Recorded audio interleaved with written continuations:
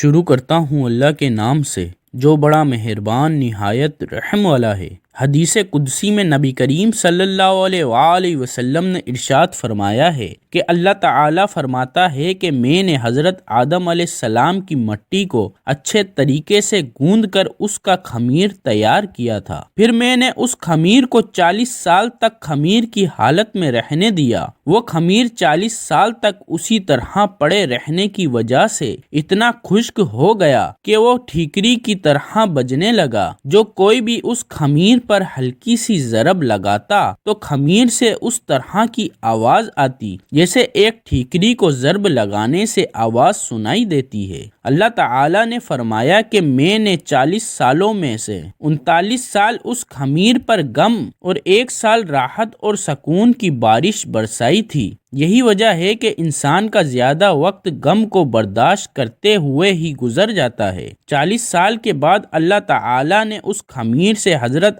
آدم علیہ السلام کے پتلے کو تیار کیا۔ کئی سالوں تک اللہ تعالیٰ نے حضرت آدم علیہ السلام کے پتلے میں جان نہیں ڈالی تھی۔ فرشتے زمین پر اترتے اور آسمان پر چڑھتے ہوئے اس پتلے کو دیکھ کر بہت ہی حیران ہوتے تھے، کیونکہ انہوں نے اس سے پہلے کبھی بھی انسان کی شکل نہیں دیکھی تھی۔ ایک دن حضرت آدم علیہ السلام کے پتلے کے پاس سے ابلیس اپنے ساتھیوں کے ساتھ گزر رہا تھا۔ ابلیس نے حضرت آدم علیہ السلام کے پتلے پر ہلکی سی ضرب لگائی تو وہ کھوکھلا تھا۔ اس پتلے سے مٹی کے کٹکنے کی آواز آئی۔ ابلیس اس پتلے میں داخل ہوا اور پیچھے سے باہر آ گیا۔ ابلیس نے اپنے ساتھیوں سے کہا، یہ پتلا کھوکھلا بنا ہے، یہ اپنی بات پر ثابت قدم نہیں رہ سکے گا۔ ابلیس نے اپنے دوستوں سے کہا، اگر اس کو ہم سے افضل بنایا گیا تو تم سب کیا کرو گے؟ انہوں نے جواب دیا کہ ہم تو بس وہی کریں گے جو ہمارا رب کا حکم ہوگا۔ اس پر ابلیس نے دل ہی دل میں سوچا کہ اگر اس کو مجھ سے افضل بنایا گیا تو میں اسے ماننے سے انکار کر دوں گا۔ پھر اللہ تعالیٰ نے روح کو حکم دیا کہ اس قلب میں داخل ہو جا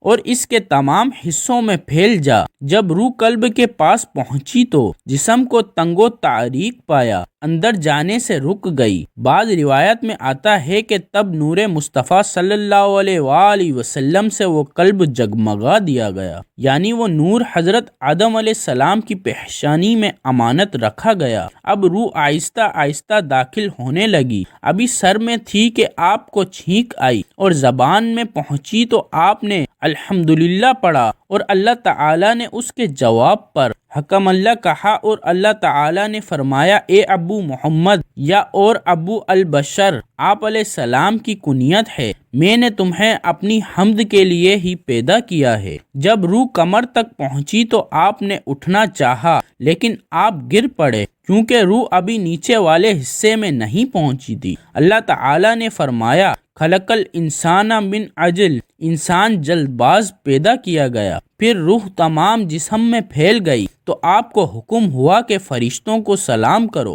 آپ نے کہا، السلام علیکم۔ فرشتوں نے جواب دیا، وعلیکم السلام۔ اللہ تعالیٰ نے فرمایا، یہی آپ کے لیے اور آپ کی اولاد کے لیے سلام کا طریقہ ہوگا۔ آپ نے عرض کیا، میری اولاد کون سی ہوگی؟ تو آپ کی تمام اولاد کو آپ کے سامنے کر دیا گیا۔ نبی کریم صلی اللہ علیہ وآلہ وسلم نے فرمایا، بے شک اللہ تعالیٰ نے حضرت آدم علیہ السلام کو پیدا فرمایا اور پھر ان کی پیٹھ پر اپنا دست قدرت پھیرا اور آپ کی اولاد کو نکال ظاہر کیا۔ پھر فرمایا، میں نے ان کو جنت کے لیے پیدا کیا، یہ جنت والوں کے عمل کریں گے۔ پھر اللہ تعالیٰ نے اپنا دست قدرت آپ کے پیٹ پر پھیرا اور آپ کی باقی اولاد کو ظاہر فرمایا، اور رب نے کہا، ان لوگوں کو میں نے جہنم کے لیے پیدا کیا ہے، یہ جہنمیوں والے عمل کریں گے۔ اللہ تعالیٰ نے آدم کو تمام اشیاء کے نام سکھائے، پھر سب اشیاء ملائکہ پر پیش کر کے فرمایا کہ سچے ہو ان کے نام تو بتاؤ۔ حضرت ابن عباس، اکرمہ، قتادہ، مجاہد اور ابن حبیر رضی اللہ تعالی عنہ کا ارشاد ہے، اللہ تعالیٰ نے آپ کو تمام چیزوں کے ناموں کا علم عطا کیا، یہاں تک کہ آپ کو بڑے اور چھوٹے پیالے کے نام بھی بتائے۔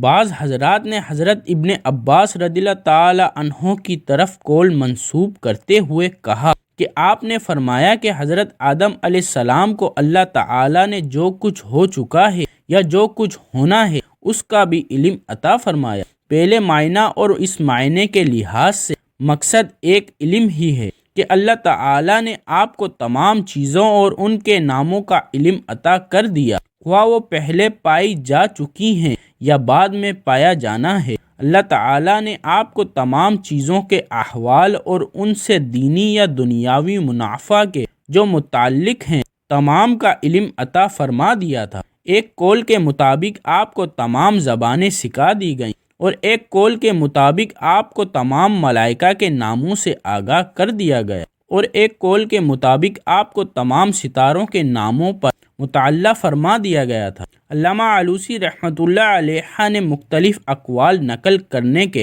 بعد حکیم ترمذی کا قول نقل کیا، وہ اشیاء خواہ علوی ہوں یا سفلی، جوہری ہوں یا عرضی، ان تمام کے اسما کو اللہ تعالیٰ کے اسما ہی کہا جاتا ہے، کیونکہ تمام چیزیں اللہ تعالیٰ کی ذات پر ہی دلالت کرتی ہیں اور اللہ تعالیٰ کی ذات کے جلوے تمام اشیاء سے ظاہر ہوتے ہیں، اگرچہ اللہ تعالیٰ اس میں مقید نہیں ہوتا۔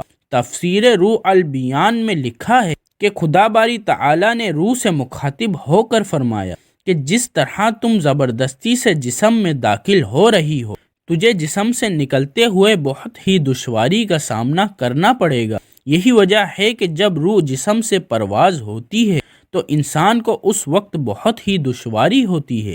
مدارج النبوہ میں لکھا ہے کہ روح کا جسم میں داخل ہونے سے انکار کی اصل وجہ یہ ہے کہ روح لطیف کرو نورانی ہے، جبکہ جسم آدم کثیف و ظلمانی ہے۔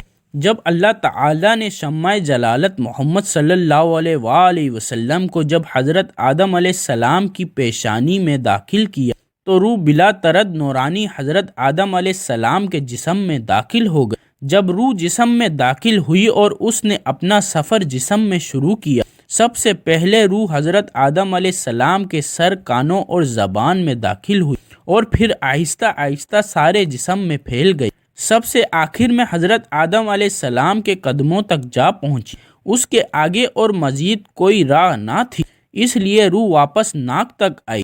جب روح ناک کے نتنوں تک آئی تو حضرت آدم علیہ السلام کو ایک زوردار چھینک آئی۔ انسان کے جسم سے سب سے پہلے چھینک کی ہی آواز آئی، جو کہ انسانی جسم میں روح داخل ہونے کے بعد سب سے پہلی آواز تھی۔ اللہ تعالیٰ نے حضرت آدم علیہ السلام سے فرمایا کہ الحمدللہ رب العالمین کہو۔ اللہ تعالیٰ کے حکم سے حضرت آدم علیہ السلام نے یہ الفاظ بولے۔ یہی الفاظ حضرت آدم علیہ السلام نے سب سے پہلے بولے تھے۔ حضرت آدم علیہ السلام کے یہ الفاظ سن کر اللہ تعالیٰ نے فرمایا کہ اللہ تعالیٰ تم پر رحم کرے۔ لکھنے والے لکھتے ہیں کہ جب روح کو حضرت آدم علیہ السلام کے جسم میں داخل کیا گیا تو حضرت آدم علیہ السلام کا دل ایک جگہ سے چل کر دوسری جگہ جانے کو کیا۔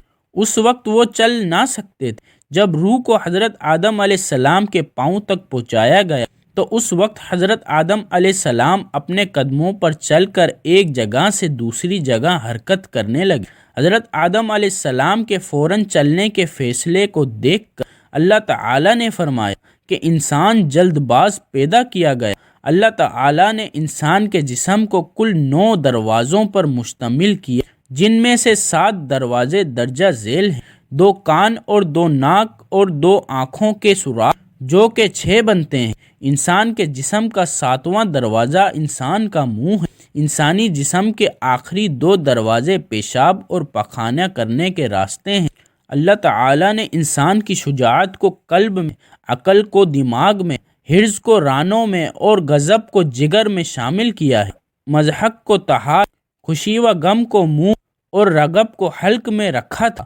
اللہ تعالیٰ نے چربی کو دیکھنے، ہڈی کو سننے، گوشت کو بولنے اور خون کو پہچاننے کی صلاحیت عطا کی ہے۔ جب روح انسانی مکمل طور پر جسم میں داخل ہوگی تو دماغ سوچنے لگا، دل دھڑکنے اور سانسیں چلنے لگی، کانوں میں ہر طرح کی آوازیں داخل ہونے لگی، آنکھوں میں نور آ گیا، وہ سامنے سب چیزوں کو دیکھنے کی طاقت رکھنے لگی۔ اس طرح جسم بھی حرکت میں آ گیا۔ جب حضرت آدم علیہ السلام نے اپنا سر مبارک اٹھا کر دیکھا تو حضرت آدم علیہ السلام کی نظر لوح محفوظ اور عرش مجید پر پڑی تو لوح محفوظ پر لکھا تھا لا الہ الا اللہ محمد الرسول اللہ۔ آخر میں اللہ رب العزت سے یہی دعا ہے کہ وہ ہم سب کو شیطان کے شر سے محفوظ رکھے اور ہمارا خاتمہ ایمان پر فرمائے، آمین۔ امید کرتا ہوں آپ کو آج کی ویڈیو اچھی لگی ہوگی۔ ویڈیو اچھی لگے تو ویڈیو کو لائک کر دیجئے گا اور اس طرح کی اسلامی اصلاحی اور معلوماتی ویڈیوز دیکھنے کے لیے میرے یوٹیوب چینل کو سبسکرائب کیجئے۔ دعاؤں میں یاد رکھیے گا، اپنا بہت خیال رکھیے گا۔ اجازت دیجئے، اللہ حافظ، اللہ نگہبان۔